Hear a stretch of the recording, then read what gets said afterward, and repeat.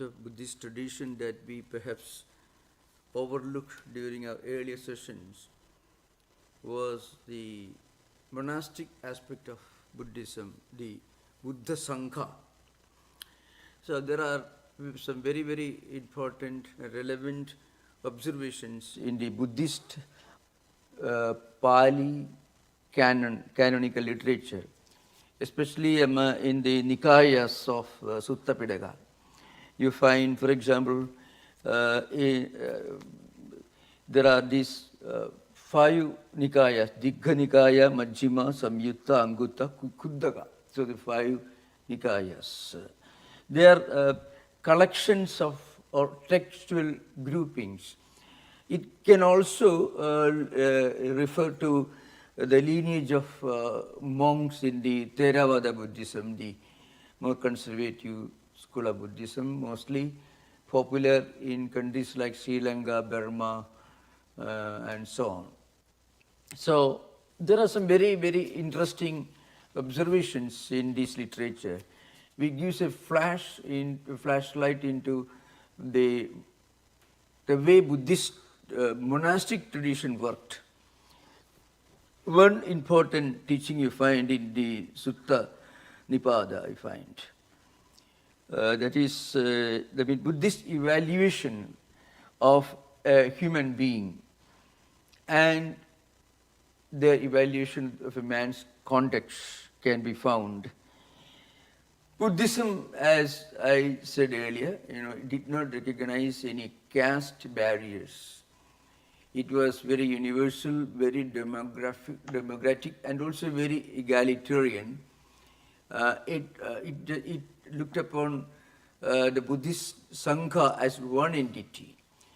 The monks and also the laity who endured Buddhism came from all the various sections of Hindu society.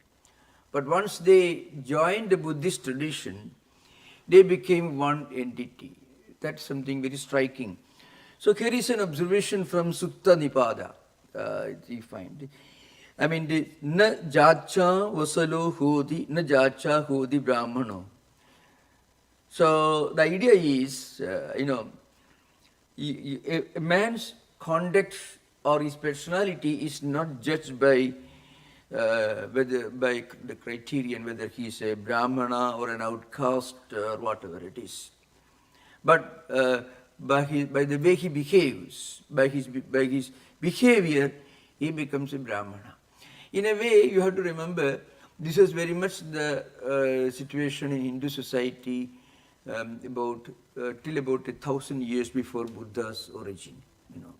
So Hindu society itself was divided into these 4 groups, Brahmana, Kshatriya, Vaishya, Shudra, along the lines of not birth, but rather the human virtues by which people were distinguished. So, of course, when we discussed this subject earlier, I mentioned the Gita is for Mahabharata. So, Chadu Varnim Maya Srishtam Guna Karma Vibhagashaha. So, Guna and Karma. Guna means the quality of a person, and Karma means how that quality expresses itself in his life through action.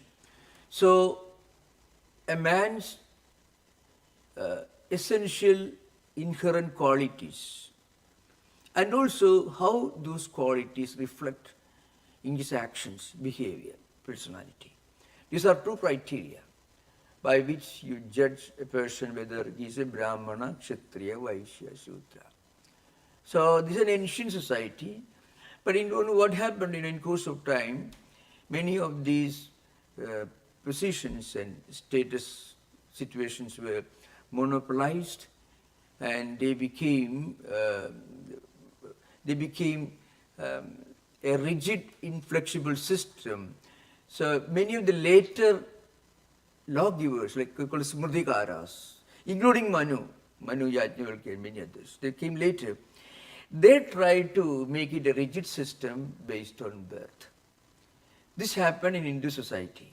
So Buddhism was, in a way, from a sociological and anthropological perspective, Buddhism was an attempt to take Hindu society back to its pre-caste situations, conditions, historically. So that's why in this Sutta Nipada, it's mentioned, it's not by birth that you become a good or bad, outcast or not, but by context. So also you become a Brahmana by your behavior, by your context. That's why na jacha vasalo hoti. So jacha means not by caste. Hoti kammana, hoti brahmano. So you become what you are, not because of your birth or because of your heredity, but by your behavior, your actions, and your essential human qualities. Now this very universal humanistic perspective reflected in Buddhist Sangha, in Buddhist monastic lineage also. So they have this concept of one spiritual family, a Buddhist Sangha. Of course, later things changed fast, of course. Hindu society took thousands of years to lose its original pure structure. The original structure in which human qualities decided what group, what level of spiritual evolution you belong to. And later it became a birth-based system, rigid and inflexible. But Buddhism took only about 600 years to lose its universal nature, humanistic nature. So you find, for example, there is I can just recite in one verse, Digha Nikaya. Digha Nikaya is one of the major textual groupings of Sutta Pitaka, which is a Pali canon. Digha, Majjhima, Samyutta, Angutta, and Khuddaka. These are the 5 groups. It's called Nikayas. So there you find a much more powerful and clear statement. And also there are statements that refer to the actual renunciation, the formation of Buddhist monastic order. As I mentioned some time earlier, at least for the first few centuries, Buddhism was essentially a religion based on monastic values. And later, of course, it changed. It had also a huge following. Today, if you go to countries like Cambodia or Sri Lanka, which are all places where this Theravada Buddhism are prevailing even now, you find the laity, the common household society have a great regard and respect for the monks, and they consider it their duty to feed them, to give alms to them and all that. So that means there was a laity, of course. But during the early years, it was essentially a monastic concept of spiritual family. So in some cases, there are references for certain rituals, performances that are essential for you to become a monk. So, Kesamasum Okaretwa Kasayani Vattani Achaditwa Angarasma Anagariyam Pabbajati. So what means is the monks are required to shave off their hair. They have to shave off their hair and their beard. And they should put on yellow clothes, So Kasayani Vattani. So they have to wear this yellow, not exactly yellow, red, maybe a combination of combined together. So Keshamasum Okaritva Kasayani Vattani Achaditva Angarasma Anagariyam Pabbajati. So they shave off their hair and their beard. They put on yellow robes, that is kasayani. It's called kashaya in Sanskrit. It's the same clothes which Hindu monks used to wear in ancient times, in pre-Buddhist period in India. Because you have to remember, Hindu monasticism did not begin with Shankaracharya. What Shankaracharya did was, he just organized the hundreds of thousands of monks who wandered about in India in the 8th century, he formed them all into 10 distinct monastic organizations. And he also established 4 monasteries, sometimes 5, you may call it. Kanchi Asrama is called. Kanchi Mutt also considered to be one of the Shankarite monks, in 5 distant corners of India. And these 10 monastic orders were given 10 different names, and these monastics were supposed to be spiritually belong to the lineage of these 5 or 4 monasteries, that is Sringeri, Joshimath in the Himalayas, Sringeri in South India, and Dwaraka in the West Dwaraka and in the East Puri. So before that there were monks in India. Shankaracharya only divided and classified them into 10 monastic orders, gave them distinct traditions, certain sections of Vedas was considered to be their main focus. They were supposed to be the custodians of certain branches of the Vedas. This is a very important point to remember. So during Buddha's time, there were so many monks in India. And Buddha himself became the enlightened one, seeing one of the monks sitting in the city of Vimpini. He was an enlightened person. They can hear me? Can you hear, Bobby? It's clear? Yes, Maharaj, we can hear you. Thank you.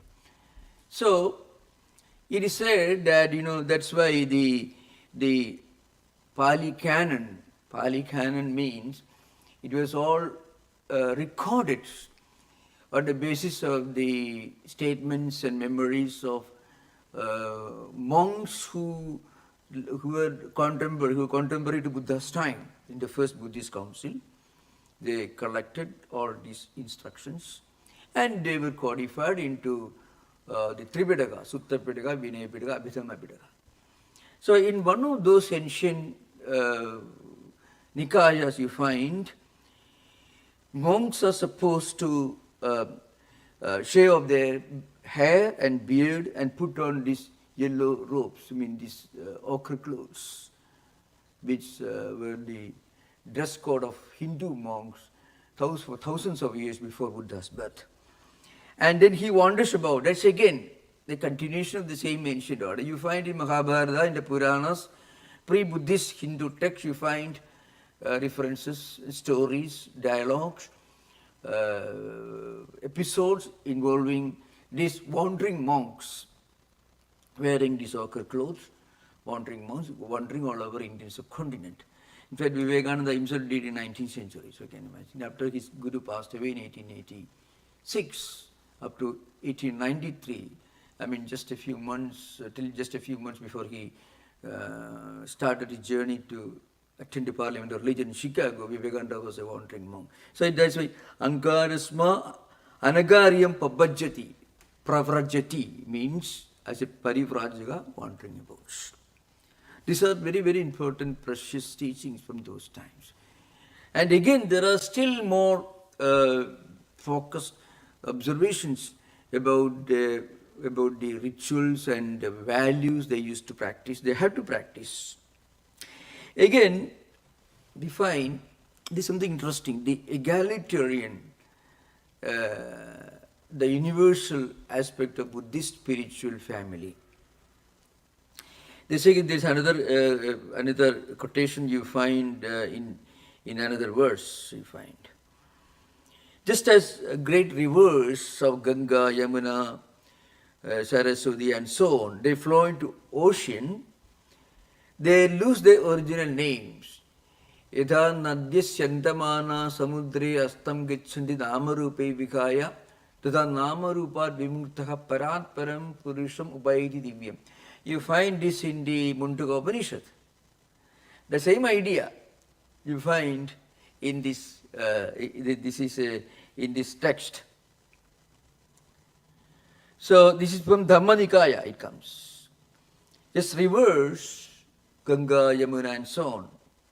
They lose their original individual entities when they flow into sea They lose their names and obtain just one single unifying name, that is the ocean or the sea. Similarly, those who belong to various castes, Kshatriya, Brahmana, Vaishya, Sudra and so on, when they are initiated into the discipline of Dhamma, that is Buddhist monastic order, Dhamma Vinaya it is called, that is Buddhist monastic law, Buddhist, the discipline of Buddhist monasticism, which was started by Tathagata. That's why in the quotation you find here. Sakya Bhuttiya, there is a name given to this. Sakya is a clan, most probably one of the ancient Vedic tribes to which Buddha belonged. So they came to be known as Sakya Bhuttiya, those who belong to the Buddhist families. From anthropological and sociological perspective, it is an important subject for those who study the history of Buddhism. So what happens? Then they wander about without any home, without any individual properties. And then they lose their former identities, like the rivers, like Ganga, Yamuna, Saraswati, etc. When they join the ocean, they become one and totally they become identified with the ocean. Similarly, all people from all different social orders, categories, Brahmana, Kshatriya, Vaishya, Sudra and so on, when they join Buddhism, they lose their individual identities. They no longer belong to any particular caste. And then they take to the law of Tathagata and they wander about in a homeless condition, lose their own family name and so on. That's so something, there's a bit of a contradiction here. You find Buddhists themselves used to be called as, Shakya Bhuttiya. I mean, originally a name given by the people in the same way as Buddha himself was Shakya Muni. So because they have taken to the path, the teaching, the way of the Tathagata, so they used to be called Shakya Bhuttiya. So that's it. Evam cha chattvaru me varna. That is again I am quoting from Dhamma Nikaya. This is also another quotation from there. That is, it actually comes in elsewhere. It is from Anguttara Nikaya it comes here. So those who belong to Dhamma, they belong to different caste. Before they become Buddhist, once they join the Buddhist Shakya Bhutti, I mean the Shakya Vinaya, the Buddhist tradition, Buddhist monastic tradition, they become one spiritual family. This is from Anguttara Nikaya. So, evam cha chattvaru me varna in Pali, Kshatriya. So you often find even today if you go to different places in India, the word Kshatriya is pronounced as Kshatriya. That's only old Pali pronunciation you find. Brahmana, Vesa, Suddha, Te, Tathagata Pavediti. I mean, they are taken to the law of Tathagata, Buddha. Dhamma Vinayi, that is the Buddhist monastic discipline.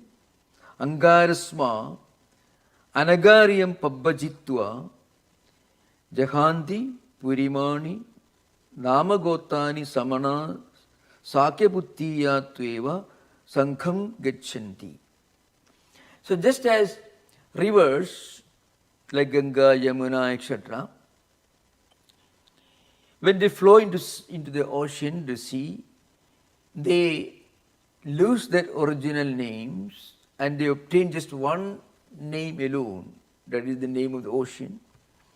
Similarly, those who belong to different caste groups within Hinduism, when they are initiated into the discipline of Buddha's law, that is Dhamma Vinaya, it is called. So you can find here, Tathagata Pavedide, Dhamma Vinaye. And we started by Tathagata. Then they start wandering about in a homeless state. And then they not only lose their former name of family, clan, etc. And even not only that, they obtain a new status, that is the status of a wanderer, a son of Shakyas, that is Sakya Buddhiya Tueva Sangham Gichanti. So they get a new name. That is, they are children of Shakya Muni. So this is one important aspect of Buddhism. When we study Buddhist philosophy, the Buddhist humanism has got this connection. So in a way, as I mentioned earlier, in modern times, many of the great teachers of 19th, like Vivekananda, and 20th century. 19th century includes, in the great Hindu teachers include Annie Besant also. Annie Besant was a great scholarly woman, an Irish person who came to India, who studied Hinduism and written books extensively, inspired many Indians, taught many Indians to love their motherland. So this is a great woman he was. I mean, this is a great, who inspired many great patriots. So they have tried to articulate, after studying history of Buddhism and Hinduism, they have tried to make it very clear that Buddhism was not a tradition that belongs to the non-Hindu heritage. It was a tradition that originated within Hinduism, and later, of course, it became independent, distinct tradition, this idea, because it was an attempt to bring Hindu society back to the pre-Buddhist, more egalitarian democratic status. So this is just an important observation that I make. I should have made it earlier, but it's very important from a sociological perspective. So Buddha was a great humanist, a great spiritual revolutionary in the same sense. And another point I want to remember, this also should be stated to complete this, these remarks, observations. One is, many of the, if not the bulk of the great Buddhist theologians of Shunyavada tradition like Nagarjuna and others, or Yogachara tradition like Vasubandhu and others, they all belong to, they were all Brahmin caste only. They were all well versed in Vedic literature. And that is a very interesting observation made by Hajime Nakamura in his own more voluminous work. So, and many other great students and teachers of Buddhism. So many of these Brahmins who studied Vedas and Vedanta, they flocked into Buddhism, and then they made out these Shunyavada, Vijnanavada. Buddha would have perhaps, I don't think Buddha was very much amused by the highly dialectical, polemical writings and this one called intra-confrontational debates between Shunyavada and Vijnanavada and Sautrantikas and Vaibhashikas, which I am going to discuss today. Sautrantikas and Vaibhashikas. Two schools that do not belong to Mahayana system. More or less they belong to Theravada system. So they used to cancel each other. The Sarvastivadins, the umbrella term, Vaibhashikas who believed in what you call Bahya Pratyakshavada. I mean, they believe that things can be directly perceived. When you see something, you can perceive using your mind and the five senses of perception. Vaibhashikas. Sautrantikas Bahya Anuveyavadinah. I mean, they thought that you cannot really perceive things as pratyaksha, direct perception, because the moment you perceive, it's gone. It is kshanika, momentary. So what you are referring to after seeing object, it's only inference only.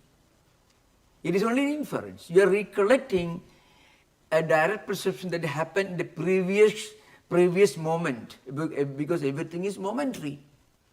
So Sautrantikas, they believed in Bahya Anumana. So the others believed, so Vaibhashikas believed in Bahya Pratyaksha. So I am coming to that. Now connection between, is a relation between Sautrantikas and Vaibhashikas, and Mahayana and Hinayana. Just I should try to focus on these two great realistic philosophical systems of later Buddhism, that is Sautrantikas and Vaibhashikas.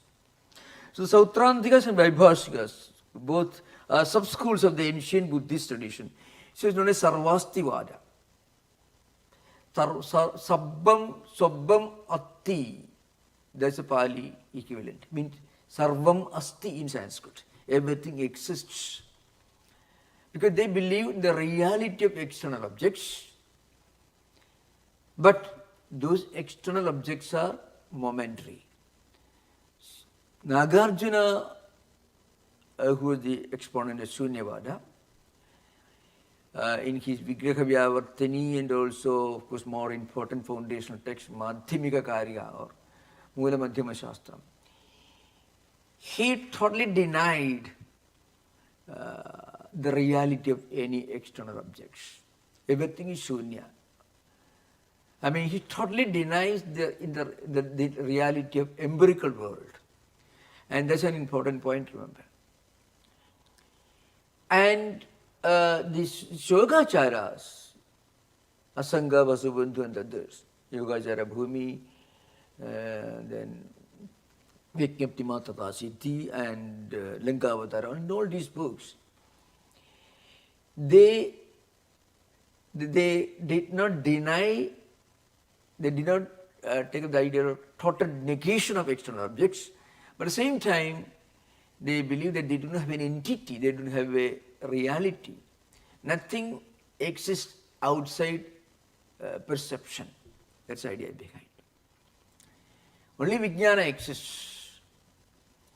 And external objects are totally unreal. But at least they accepted Vijnana.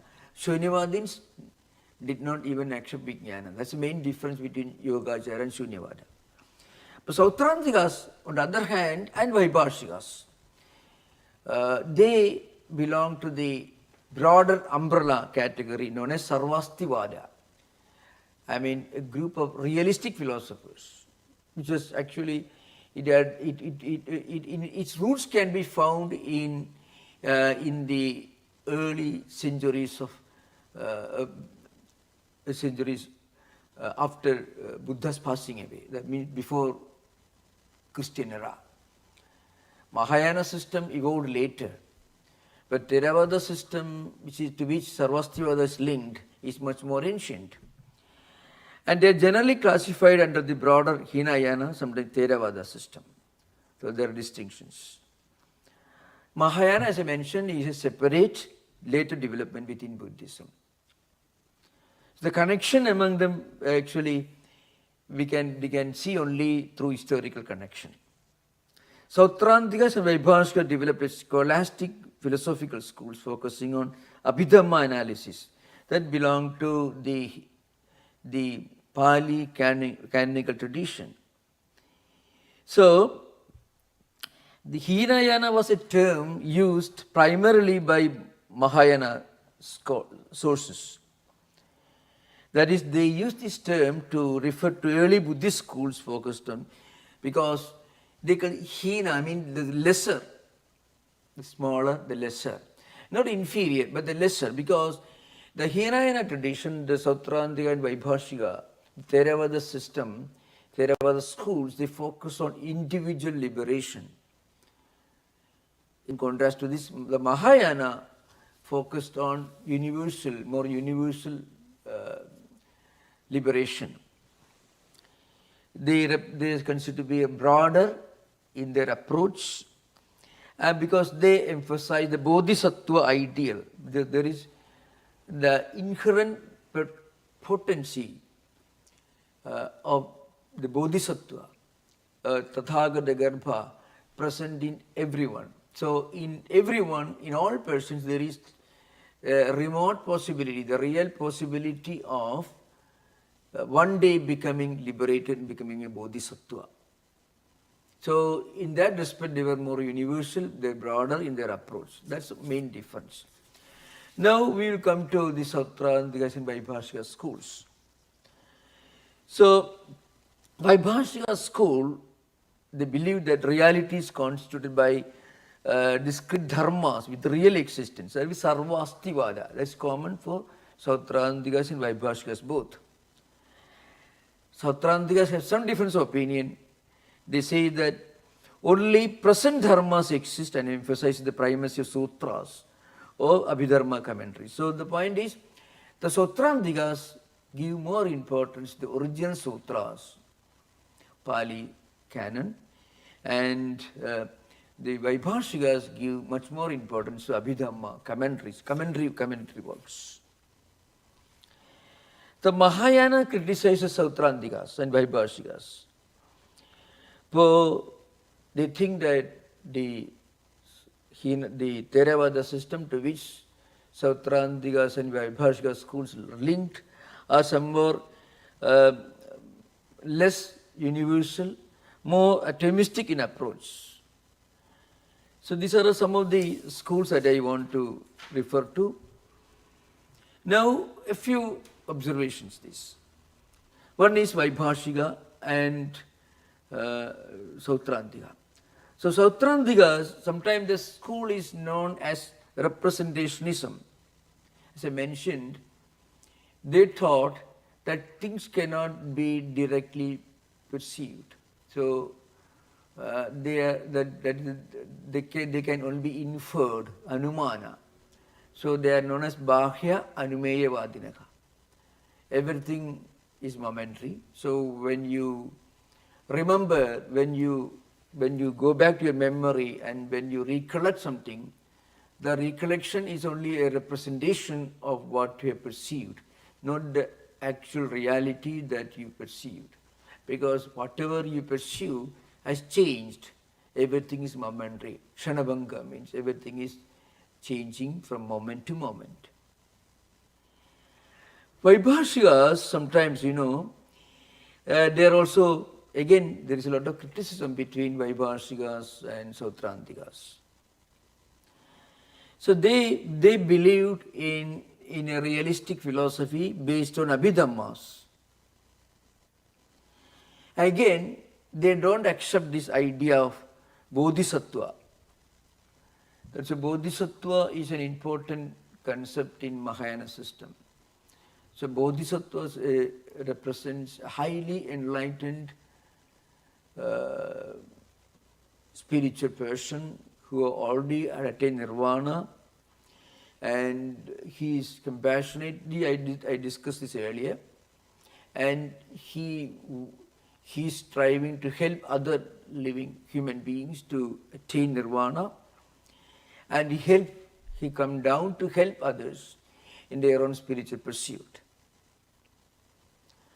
So both together, Sautrantikas and Vaibhashikas, they provided the Abhidhamma metaphysical groundwork through their writings, upon which Mahayana system like Nagarjuna and Vasubandhu built their critics. So that's an important thing. The Sautrantikas and Vaibhashikas, they basically contributed the theological framework upon which Mahayana scholars and philosophers built their own system. Here is an important point, remember, is historically speaking, the Mahayana system, Mahayana idealism has something to do with some of the Vedantic idealism that these scholars who became Buddhist monks brought with them. So that's why you can see striking similarities between Shunyavada and Vedantic idealism called Advaita. Those who have not gone to original books may not be as much struck by, may not be so much surprised, but if you have the background of the original works of Vedantic texts like Yoga Vasishtha and other important books, and then if you study Nagarjuna's Vigraha Vyavartani and Madhyamekari, you can see striking similarities. And the reason for these similarities is that many of the Brahmin scholars who later became monks within Mahayana tradition, which means both in Shunyavada tradition and also Yogachara tradition, they brought with them these Vedantic ideas. To give an example, Nagarjuna also accepts the idea of an empirical reality. then he says, after transcending the level of empirical reality, which is called Vyavaharika is the name used by Vedantins, but Nagarjuna uses a different term, that's all. And according to Nagarjuna, Samvriti Satyam is Vyavaharika, and that Samvriti means what you experience at the empirical level. Vyavahara means common sense experience.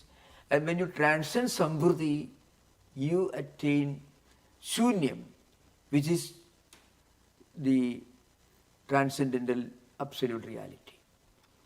In Vedanta also, when you transcend Vyavaharika, the empirical, you realize the Paramarthika, the transcendental. So you can see Nagarjuna was bringing with him the baggage of Advaitic Vedantic idealism, and he interpreted Buddhism. That's why there are many scholars who don't agree that Mahayana system did full justice to Buddha's original teachings. Buddha's original teachings were in Prakrit language which he spoke and codified in the Pali canon. So that's why it's important. So that's why, but then that part of Buddhist theology in which Mahayana system, Mahayana scholars did justice to Buddhism, it was provided by the Sautrantika and Vaibhashikas, Sarvastivada tradition. Because they preserved this right from 5th century, maybe 4th century BC onwards. In the first Buddhist council itself was the beginnings of Sarvastivada, which are responsible for the codification of the Pali canon literature, which actually the source book of Sautrantika and Vaibhashikas, Sarvastivada system.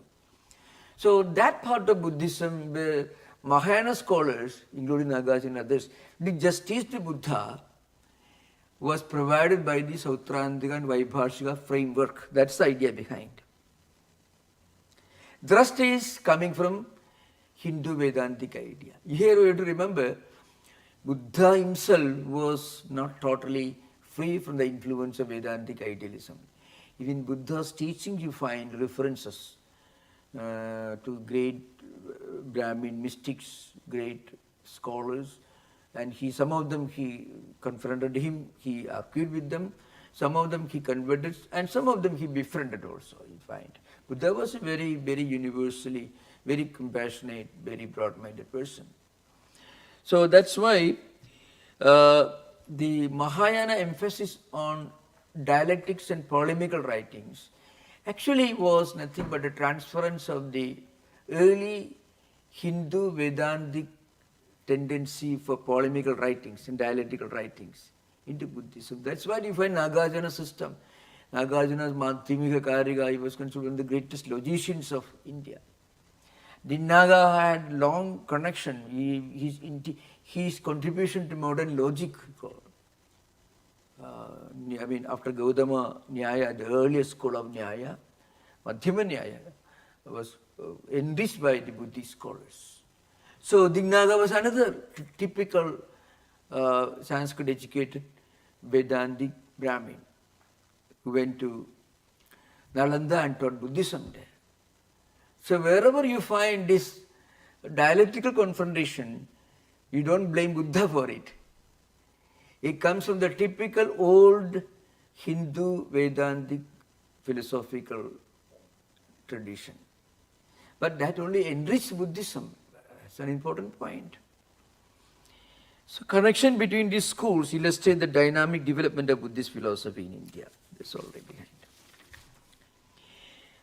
Now a few things about these two schools. The Sautrantikas believe in the reality, not only of the mind, but also of external objects. That is true for Vaibhashikas also. And the argument is that without the supposition of external objects, it is not possible to explain even the illusory appearance of external objects. So, Yogacharians will believe that external objects are not real, they don't exist. External empirical world of objects it's totally unreal. They don't exist. But the Sautrantikas, they argue that without some objects, there cannot be perception. Now, again, if one never perceived anywhere any external object, then he could not say, as a Vijnanavadi does, that through illusion, consciousness appears like an external object. That is, of course, this is the argument of Yogachara system, Vijnanavadis. They say in this Ale Vijnana, all these images and impressions exist. When you connect with something, then this external object is perceived and you imagine it exists. Of course, there are arguments in this aspect. The Sautrantikas, the Vaibhashikas and Sautrantikas will argue. Well, suppose you perceive a tree, and Yogachara people, Yogacharans will tell you that tree doesn't exist. And it's only a vasana or impression that is accumulated in the Vijnana, Ale Vijnana, which springs forth and you perceive. With that memory helps you to perceive an object as tree. Then they argue that why don't you perceive a tree when there is a mountain? A tree alone is perceived as tree. A mountain is not perceived as tree. So why this difference? So there is no real answer from the Yogachara system. So in a way you find Sautrantikas and Vaibhashikas from a philosophical perspective, they are more loyal to Buddha's original teachings. In Buddha's teachings themselves, in the innumerable discourses, Buddha doesn't totally deny the reality of external objects, but he denies their permanent reality. He emphasizes the impermanence of everything, but he doesn't deny the empirical relative reality of empirical phenomena. He doesn't deny. So that takes you very close to Vedanta. So now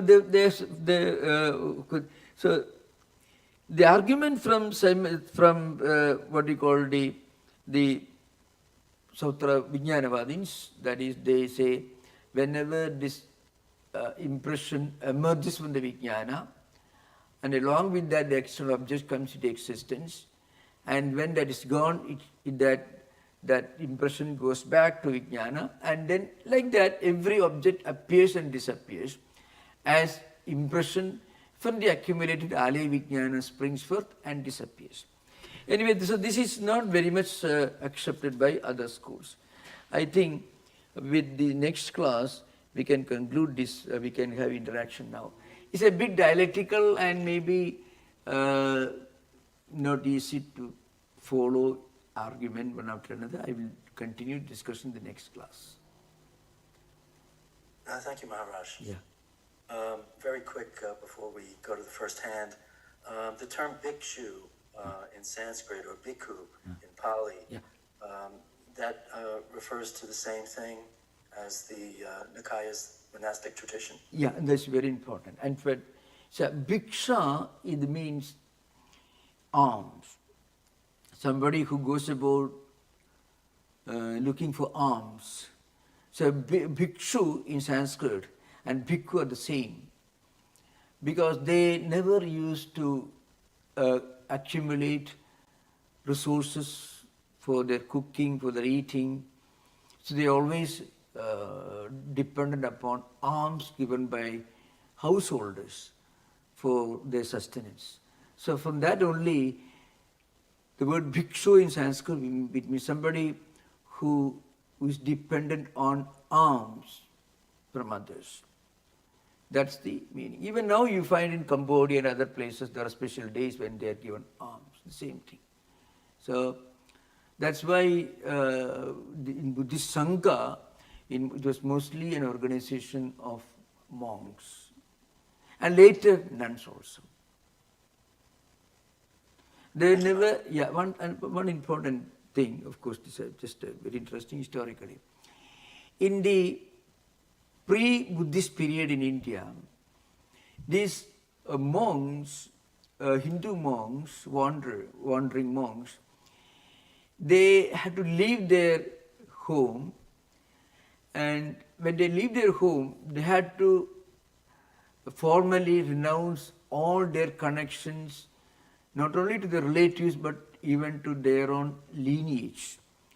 So very often, when a person, a wandering monk, leaves his home, they used to perform, in ancient pre-Buddhist tradition, they used to perform his after-death ceremony. The after-death ceremony of the person who is leaving home. Because there is nothing monstrous, cruel about it. It was sublime, because that person no longer belongs to this world. So there is no need for you to think of him as a living being, because so far as he is concerned, he has taken a new life. His present life has come to an end, has taken to another life.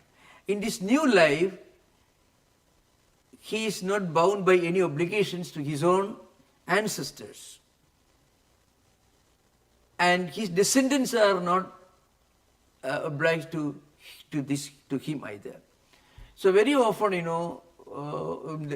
they used to go to Himalayas. At that time, they used to perform the after-death ceremony of the person who is leaving home. Now you find some of those rituals were practiced by Buddhist monks. So again, you have to remember, essentially Buddha was preaching among traditional Hindu scholars, laity and other common people who followed this ancient tradition.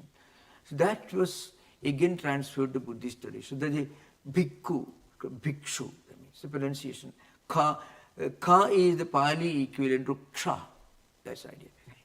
Okay. Yeah. Okay, thank you very much, Maharaj. David. David. Hello, Swami. Yeah. My question is, why would the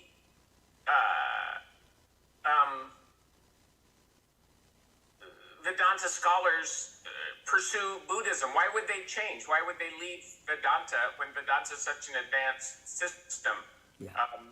Why would they leave and become Buddhists at all? Yeah, actually, thank you for this question. I was very much concerned about the continued discussion of highly dialectical topics using complicated Sanskrit vocabulary. In fact, these questions give me a chance to clear everything. So thank you for the very profound, thought-provoking question. Now, the point is, in course of time, a lot of social injustices crept into Hindu society. So, when Buddha was born, the society in which he found himself, it was a society of ritualists. It's going technically called Purva Mimamsa, the Karmakanda aspect of Purva Mimamsa. Now, according to this Vedic, I would say, if you don't mind, I would say, in some respects, there is some similarity between the pre-Buddhist ritualistic society and the Pharisees and Sadducees of Israel when Christ was born. So much of obsession with certain strong values and belief systems, totally inflexible, which necessitated a new rabbi to emerge, and Christ came, let's say. There are striking parallels between these two phenomena. You find, according to the pre-Buddhist Purvamimamsa, ritualistic Vedic tradition, not Vedanta, Vedic tradition, remember. Vedanta as a popular way of life and philosophical doctrine came to be known only at the time of Shankaracharya. What Shankaracharya did, I will come to that now. So when Buddha was born, what was the society in which he found himself? A society which is highly elitistic. Those who studied the Vedas, they believed that if you perform rituals, you go to some high heaven, high place after death, you enjoy and you come back. But they were very ascetic, very Spartan, very ascetic society. The second point is, even the right to study these Vedas were denied to large sections of Hindu society. That's where Buddha comes as a social reformer. A large section of Indian society was not allowed to study the Vedas. And they were expected to study the Mahabharata, Puranas, all the mythological stories. That's the idea behind. So even the right to study the Vedas was limited to a small section of Hindu society all over India. Very important thing. And really speaking, the high Vedantic philosophy that we can relate today, when you study the Upanishads, it did not exist the way we understand today. You find those teachings in Mahabharata, Krishna's dialogue to Krishna, that's true. But as a distinct way of life, a philosophical doctrine, it did not exist. Before Shankara came, 1200 years after Buddha, remember, 1200 years in 8th century. So that's why Buddha came. Second point is, apart from the fact that only a small section of Hindu society was allowed to study the Vedas, even a smaller section of Hindu society was allowed to perform these rituals. It's called Vedadhikara, means the right to perform Vedic rituals was further limited to not the entire Brahmin community. A small fraction of Brahmin community alone was allowed to perform the perform the Vedic rituals. So you can just imagine, even those who study, all of them were not entitled to perform the rituals. A smaller fraction, percentage of them were allowed to study and perform the Vedic rituals. And again, it was a ritual to be performed only by householders. Those are wandering monks, those great philosophers, mystics you come across in the Upanishad. For example, Shuka you can find in the Bhagavata Purana, great mystics, Maitreya, the great mystics you find, Narada, they were all independent individuals, great philosophers and mystics and scholars and spiritual masters. But they did not belong to a specific order or institution or a group. So you find all the great teachings of the Upanishads. But first of all, they were not codified into a system of spiritual teachings or system of philosophy before Shankara. And even from a purely sociological perspective, only a small fragmentary portion of Hindu society was entitled to study the Vedas or perform the Vedic rituals. Into such a society, Buddha comes. And Buddha is a revolutionary. So he opens the doors and windows. Okay, now what did Shankara do in 8th century, 1200 years after Buddha? You know what he did again is much more revolutionary. What he did, you have to remember, monasticism, according to pre-Shankarite times, was very wrongly interpreted as an institution meant for those who are old, lame, blind, dull, or imbecilic. And in Shankara's commentaries, there are long debates, the Purvamimamsakas, those whom Buddha found around him, they were still present in Shankara's time, 1200 years later. There are long debates in Brihadaranyaka Upanishad. These old fellows say, but sannyasa, monasticism is meant only for kana, kubdha, like that. That means, kana means only one eye is functioning, half blind. Kuruda means full blind. So, Badhira can't hear, old. So, old, lame, sick, dull, imbecilic, physically, mentally handicapped, challenged persons alone can take to the highest spiritual life. Otherwise, they have to go through all the other phases. You should become an householder, you should marry and have children, perform Vedic rituals. Then you should retire when you get old, stay in a hermitage, and then after some years you can become a monk. Shankaracharya said no. The moment, the split second, and that could mean a 6-year-old boy like Shankara himself, who became a monk when he was 6-year-old. The moment you feel renunciation, oh, this world is enough, I don't care for it, you can directly become a monk. That is brahmacharyadva, grihadva, vanadva, yad akhareva virajit, tad akhareva pravrajit. So, yad akhareva virajit means the moment you feel this sense of renunciation, whether you are a small boy studying Vedas like Shankara, 6-year-old, Brahmacharya Asana, first stage when he is junior student, or when you are householder, Grihadva, or whether you are, after retiring from being an householder, you have retired a forest, you are a mystic, living in a lonely hermitage in the forest, from there also you can become a monk. The moment you feel renunciation. That is Shankara's contribution. And second point, what he did know, he said, according to Mimamsakas, you should study all the old ritualistic portions of the Vedas, Karma Kanda. Then only you can even think of studying Upanishads. But you find in 19th century, Schopenhauer happened to read Upanishads. I think the Mimamsas would not be amused. And in 20th century, you find a man like Paul Brandon living in New York, happened to read something on Upanishad and went to India and meet Ramana Maharshi. This would not have happened if Shankaracharya had not appeared.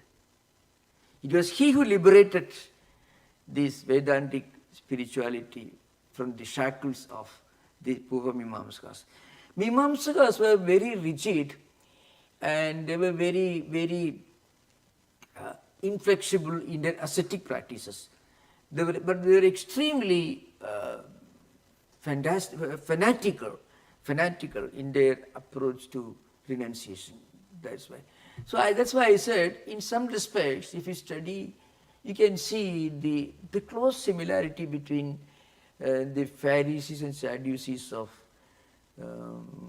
Christ, first century AD, and the Mimamsakas. They were good, they were very ascetic people. They believed in certain values. So you should admire them. They preserved that tradition, Mimamsakas. But they were also very fanatical in their emphasis on life in this world and all the other special privileges and prerogatives that come along with that. And Shankara said, no, if you are a child, you can become a monk if you want. And himself was an example. And again, he made it universal. He didn't say, he did not teach that you have to study the rituals and then only you can become a philosopher. No, you can go to philosophy straight away if your mind is ready for it.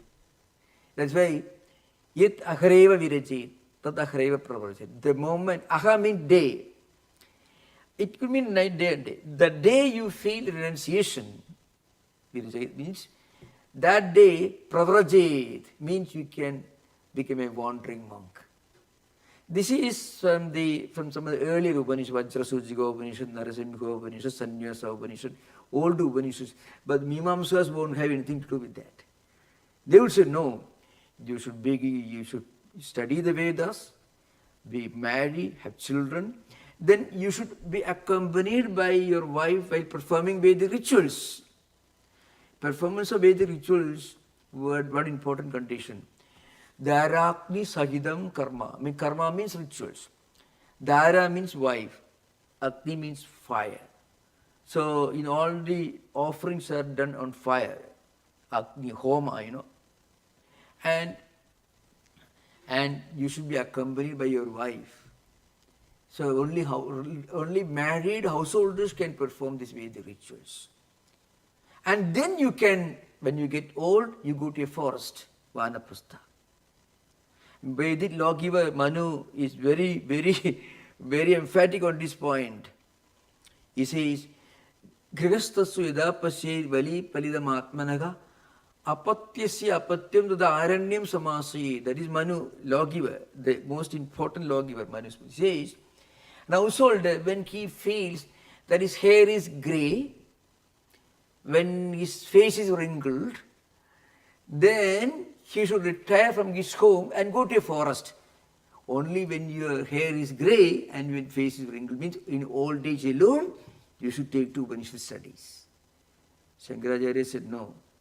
If you are a child, if you are interested in studying the Upanishad, go ahead.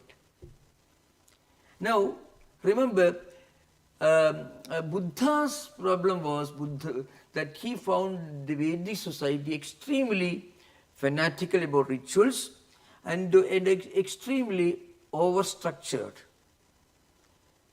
inflexible. He wanted to bring an air of free air. That's what he did. Okay, thank you. Very important question. Thank you for this. Yeah. Swami, if there's not another question, I have a follow-up question. Is that? Yeah. Yeah, please. Yeah, please. Yeah. What about Nachiketa? He was so young. Yeah. I mean, there was an example of Nachiketa, in the Katha Upanishad, and he was very young. How would that? Okay. Yeah. I will come to that. So Nachiketa's story. There are many stories in even the Chandogya Upanishad. There is Shvetaketu was being taught Tattwamasi by his father, Uddalaka. You find many such stories. That's true.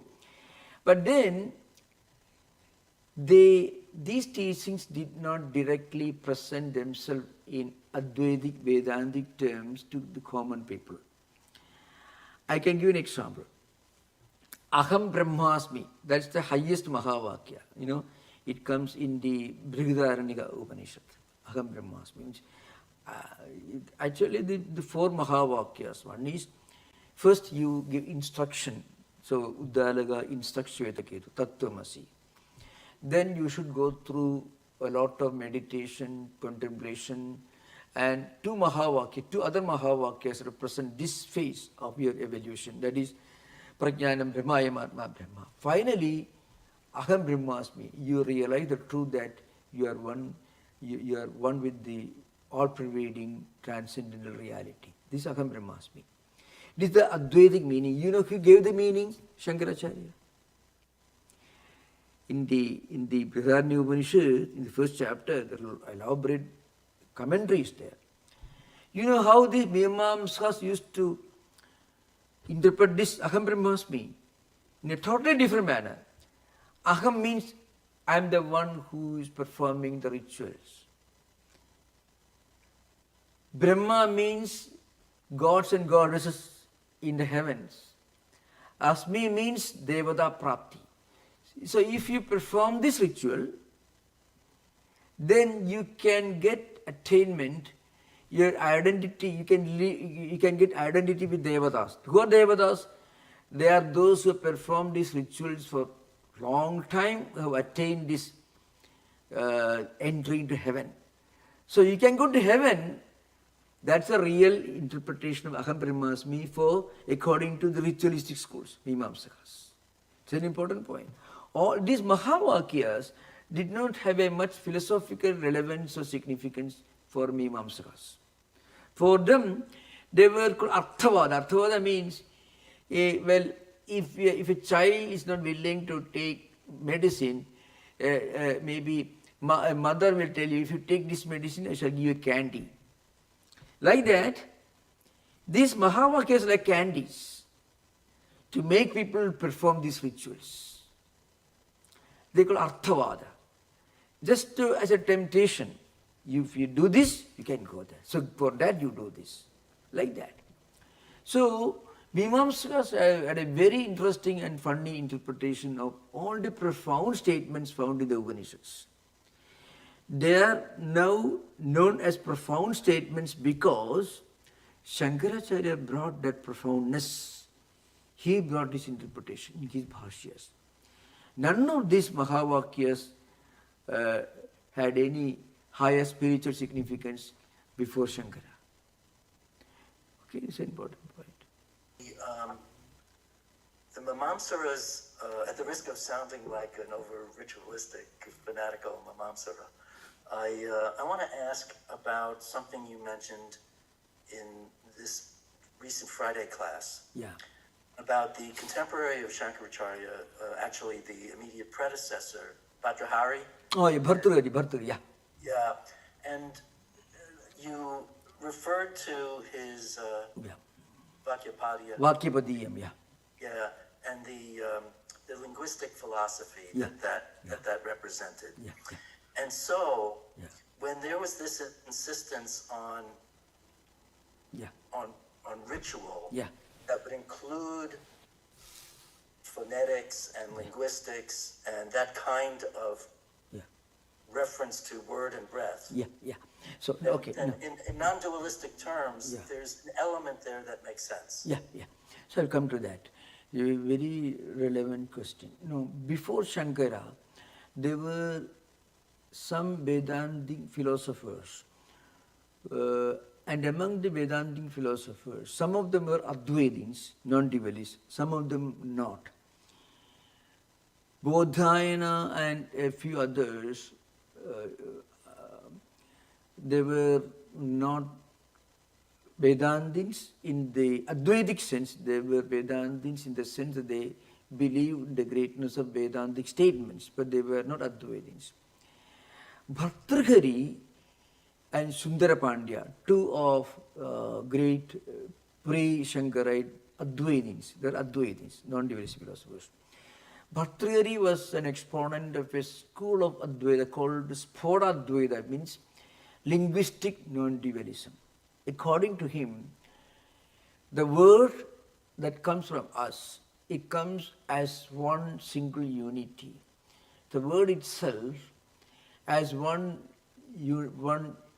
single source, and that itself represents the all-pervading reality. Bhartrhari studied, Vakyapadiyam is studied really not as an Advaitic text. It is an important book on the philosophy of grammar, philosophy of language. But his view was some kind of an Advaita, Spoda Advaita. Spoda means sound. Spoda means sound. The sound itself is a symbol of the fundamental unity, universal oneness. That's how he interpreted. But it did not get the status of a great philosophical school. But when you study the evolution of Advaita, right from ancient times, then you study the works of Bhartrhari, Bhartu Prapancha, Kasha Krishna, Abhishali, many others. You can find fragments of Advaitic idealism in their writings. But Bhartu Prapancha, for example, he wanted to combine both Mimamsa system and Advaitic idealism. It's called Jnana Karma Samuchayavada. The doctrine of combining or harmonizing Jnanam and Karma, rituals and Advaitic idealism. That is Bhartu Prapancha. Another person was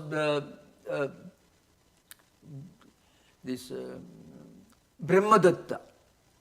His works are not known, remember. His works are known. Bhartu Prapancha's books are not known. We get references to his books only from Shankaracharya's commentaries. Bhartrhari, the only one whose work is known and studied, and that's only studied as a great book on the philosophy of language. He belongs to the 3rd century AD, 300 years, 400 years before Shankara. So Bhartrhari can be considered to be one of the early Advaitins only by stretching him beyond this status of being a linguistic philosopher. As a work on the philosophy of language and grammar, it is an absolutely wonderful book. But from that, he doesn't present himself as an exponent of Advaita. But in his book, you can see traces of an Advaitic trend. That is, he considers Spoda's sound as one, as the unifying oneness. That's a very elaborate system. Bhartu Prapancha believed in some kind of Advaita and also some kind of Dvaita, ritualism and Advaita combined. For example, according to him, even after getting spiritual enlightenment, you should continue performing rituals, he said. Shankaracharya said no. Once you get the highest enlightenment, then you don't feel the need for rituals because you transcend that level. Ritual means certain rituals performed with a strong desire to attain life in heaven. And again, heaven should not be mistaken to be the heaven of Christian Abrahamic tradition. Because in Christian tradition, in Jewish tradition, heaven has got a spiritual significance. It is a place associated with God, His presence, and the city of God. Augustine. But in Hindu Mimamsa tradition, heaven is a place where you enjoy the fruits of good actions performed in this life, nothing more. And when the account is over, you come back again born in this world, again continue rituals, again go to heaven, again continue. Kshene punne matti logam vishanti, Gita says. So what you said is true. Bhartrihari can be called an Advaiti only by stretching him a little too far. But you can see traces of Advaita in his system. That's called linguistic non-dualism, it is called. But he did not develop an epistemology, a metaphysics, or any of this paraphernalia that comes along with being a systematizer, being a system builder like Shankara. It didn't happen. Okay, thank you. Maharaj, does the Omkara relate to Yeah, this? that is idea. Yeah, relate to that. Omkara Sphoda Advaita. Okay. Again, awaiting more questions. I want to ask you again on tying together Bhadrahari. You referenced him with respect to Sataguna. Oh yeah, yesterday. Thank you. Yeah. And you referenced the Satakam, Yeah. the 100 verses. Yeah, correct. So it was interesting because as you discussed in this session, the monastic life. Yeah. You had said with reference to the Satakam that to live in Sataguna is beyond Rajaguna and Tamaguna. Yeah. And so is that what the monastics are doing when they live that way? Yeah. So you get this desire for higher monasticism only when you are endowed with Sattva-guna. When you are endowed with Sattva-guna, then what happens when you don't feel any greed or desire for things of this world, and that automatically gives you a higher ideal of life. And about this Shatakam, he wrote 3 great poetical classics. Each contains 100 verses. Shatakam means 100 verses. Niti Shatakam, Vairagya Shatakam, Srinkara Shatakam. The most well-known work is Niti Shatakam, which contains a lot of important teachings from higher perspective, ethical, moral ideas. And Vairagya Shatakam emphasizes renunciation. The other one is more worldly. So, Niti Shatakam, which I referred to in Friday class, I referred to 2 verses, one from the perspective of a person in his reaction, in his interaction with his fellow human beings. Edi satpurushaha pararthagadaha swarthan parityajyayi, like that means. The most exalted person, he gives up his own selfish needs and desires and he works for the good of others. Below that there are those samanyastu. What they do, those who are below that level, swartha virodhena, they will try to help others without sacrificing their own interests. The highest will sacrifice even his own interest just to help others. Below that, the common people, they will help others without sacrificing their own interest. And below that, there are those who just focus on doing harm to others for their own selfish ends. The last one, he says, Ekena janimaki, I don't know what kind of people they are. The last one, he says, there are those who instinctively only work for doing harm to others. And they know it doesn't help them in any way. Still, by their natural instinct, they keep doing harm to others. the 4 categories are mentioned. Okay? Yes, thank you, Maharaj. I did look at the Nitya Sakatama. It's very beautiful. Those verses are amazing, actually. They are available, I think, in our bookshop. Some of them translations are available. Yes. Niti Shadagam is called. English translation Thank may you. be available. Yeah. Okay. Thank you. Just to follow up to the question I asked a little earlier, what about Kapila? Yeah. What about his system? And I mean, was it very well developed, or was it just too esoteric and minute? Yeah. That maybe the Vedantins could have pursued Kapila's philosophy, Shankya, instead of Buddhism. Why did they not pursue Shankya? Yeah. You know, Kapila Sankhya system did not have a dedicated following like Buddhist tradition or Vedanta tradition. Kapila system was more of a theoretical tradition. But his analysis of human mind, how our emotional and intellectual functions take place, all these are very well accepted by most of the philosophers, including Buddhists also. But then he did not have a dedicated following, Kapila. Yoga, Sankhya was a theoretical aspect, yoga is a practical aspect. Yoga philosophers had some followers, but they belonged to all groups. The Buddhists were great practitioners of yoga. The Vedantins were great practitioners of yoga. So they were so universal. They were not distinct, dedicated, what we call sampradayas, or groups of communities. They didn't have a communal aspect. They were not dedicated communities, dedicated focusing on one single doctrine or anything. It was common. All the teachings of yoga and Sankhya system, especially Kapila was Nirishara Sankhya, did not emphasize on God at all. Were very well accepted, especially their analysis of human mind was accepted. For example, Prakriti Purusha won't be accepted, but the Mahatattva, Ahangara and Jnanendriya Karma, all will be, analysis will be completely accepted by Buddhists and also Vedantists. Yeah. Okay. Their conclusions were not acceptable. Sankhya conclusions, for example, Prakriti and Purusha together becoming the world, that was not acceptable. But the fact that from Prakriti, from one entity, primordial entity, all these things evolved, that was accepted by most of the Vedantics.